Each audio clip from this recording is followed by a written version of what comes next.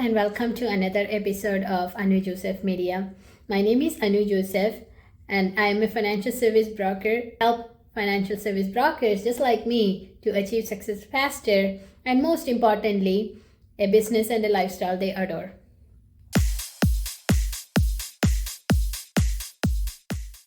So in today's topic, I'm going to talk about how to edify your mentor properly when you bring in a prospect. This is one of the important process in bringing in a prospect, especially when you are early in your business.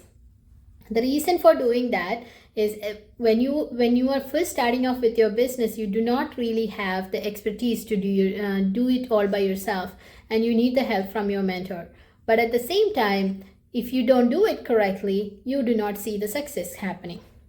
So how will you correct all the mistakes you were doing, or I was doing that, and I personally know that what was going wrong with right now, but previously I did not. Only after starting a brokerage and running a brokerage that I found out that when I was an agent, I used to do all these mistakes and literally drive my leadership crazy. I wanted to say, because I was not one of those people who had this common sense to do everything. But some of us are not from that kind of background, and we do not understand the psychology behind it, or we don't have that expertise to find out what to do, specifically when it comes to industry like this.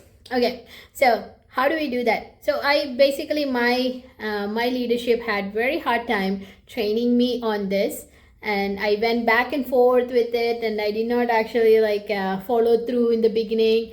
I did not understand the importance of it until one day my mentor sat down and actually told me that this is what you're doing wrong and this is the way you can correct it. Okay, so being said that, how do we edify your mentor correctly?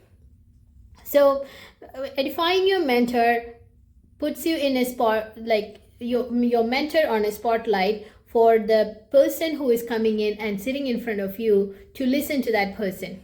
So in order for you to do that, there is I will actually explain to you a few different scenarios here so you will know it correctly. Okay, so the first way you can actually talk to somebody is let's say we have our mentor is Sarah and the prospect is Alan. Okay, so Sarah is here and Alan is here, so we will say, hi Sarah, this is Alan. Alan, this is Sarah. So that's it, and that's the way you do it, basic way method of doing that. But that there's no edifying of mentor, there's no edifying of anybody.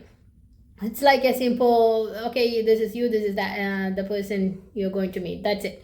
It doesn't give you much result because of the factor that the person is not in a right mental status to listen to your mentor.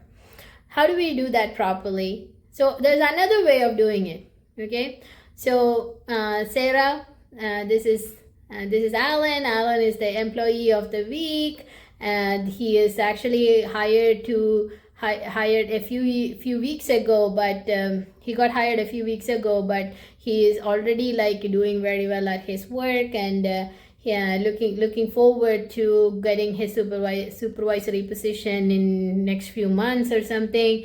He's really doing good over there, and he's making good enough money over there, and he's here to listen. So we have to actually, because he has a very good capacity to be a good leader, I think we have to give our time to make him get all the information he need to come actually work with us, or also listen to what we are talking about in the financial sector, or about his financial planning. So this way what I did was I edified the prospect. So when I do that, edifying prospect means that person is not in a mental state to listen to your mentor. What they are thinking is, I am already pretty successful, I have it all, and I don't need much. I'm already they're already thinking that I'm good, I'm perfect, I don't need much information. So at that point, you do not get that person to listen, and they're already like not in a listening state.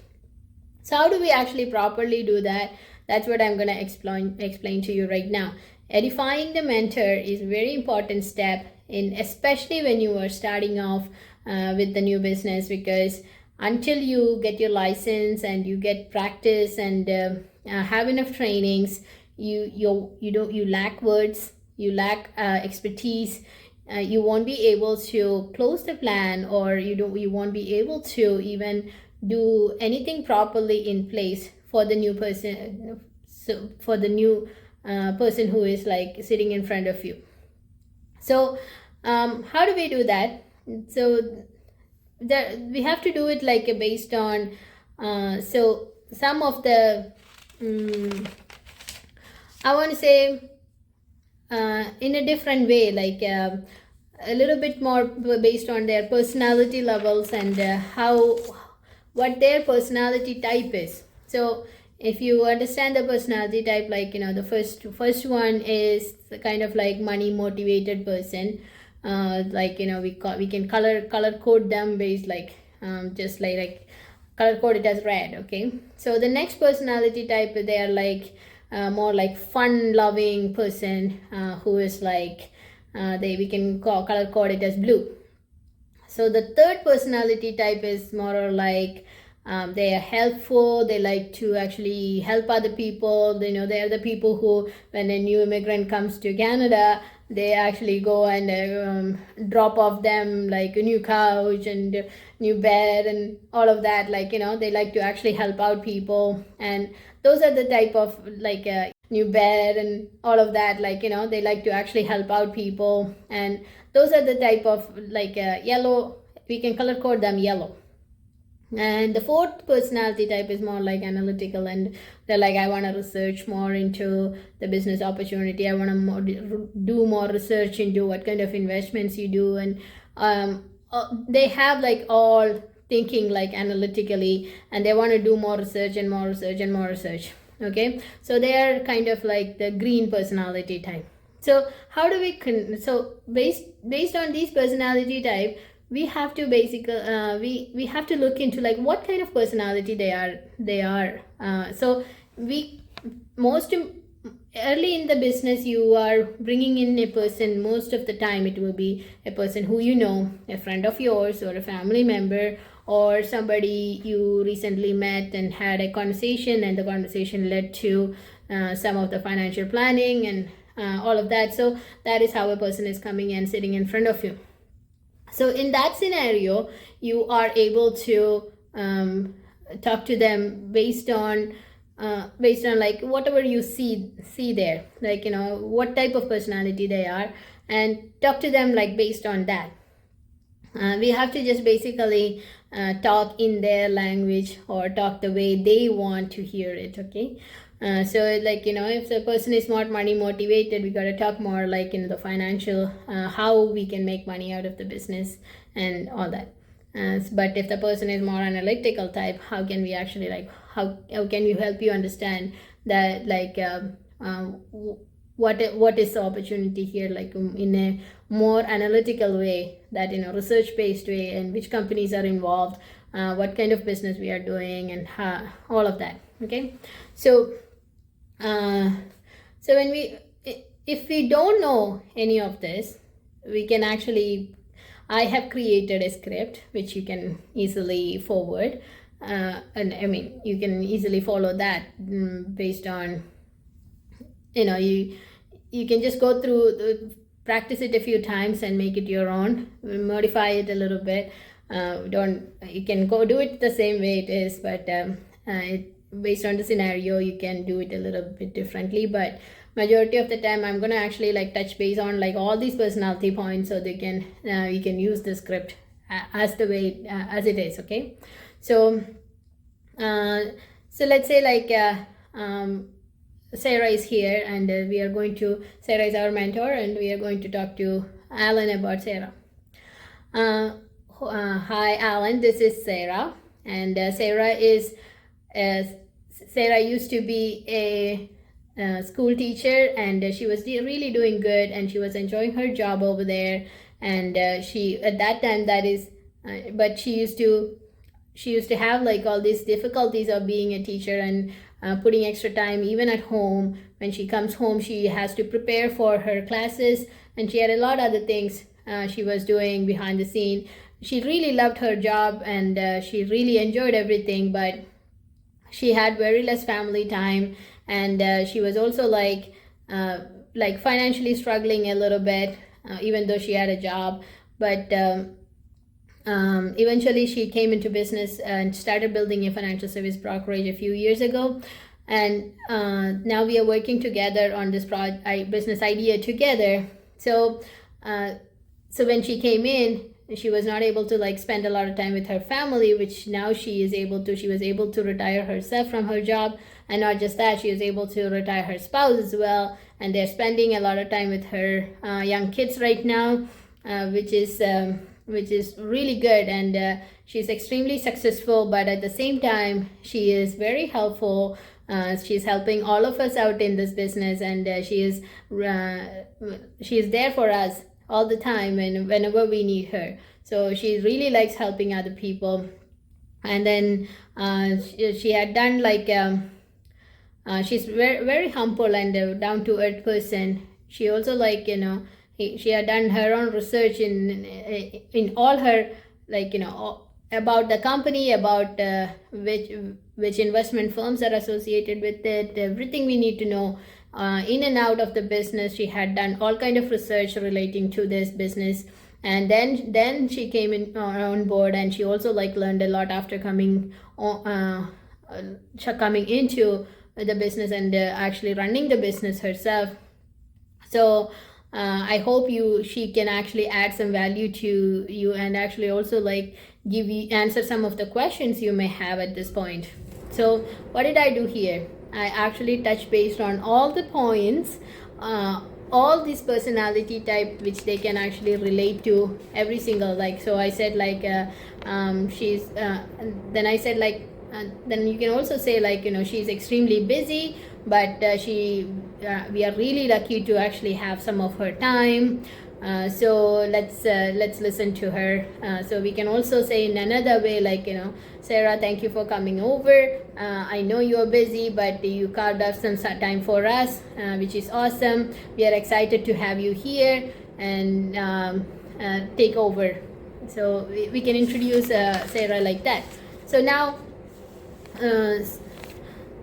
so when I'm talking to somebody, when I'm actually saying this to Alan, what is Alan doing? Alan is sitting there and he's listening to all of this, and he's thinking, okay, I'm actually sitting in front of somebody who is very successful and who doesn't have a lot of time, but they put some time for me. So I have to actually make use of his time right now and be at my best behavior, right?